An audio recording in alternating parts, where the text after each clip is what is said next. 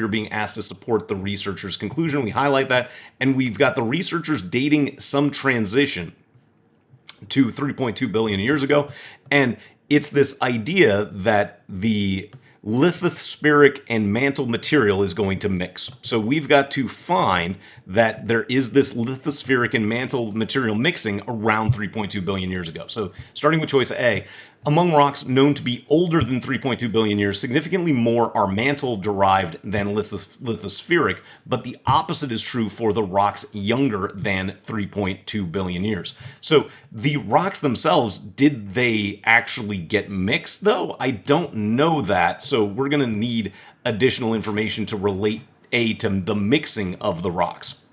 Then, choice B, mantle-derived rocks older than 3.2 billion years show significantly more compositional diversity than lithospheric rocks older than 3.2 billion years ago.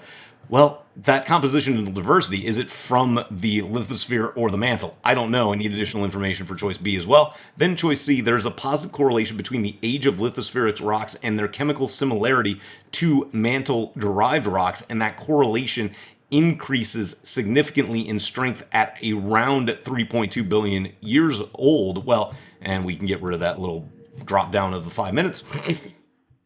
We've got this correlation, but what is that correlation? I mean, again, between the age, so the older and they're similar.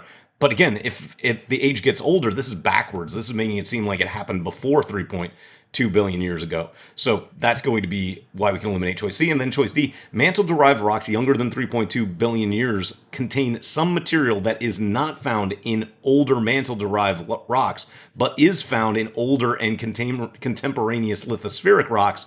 Well, now these mantle-derived rocks have stuff from the lithosphere. Our correct answer is D.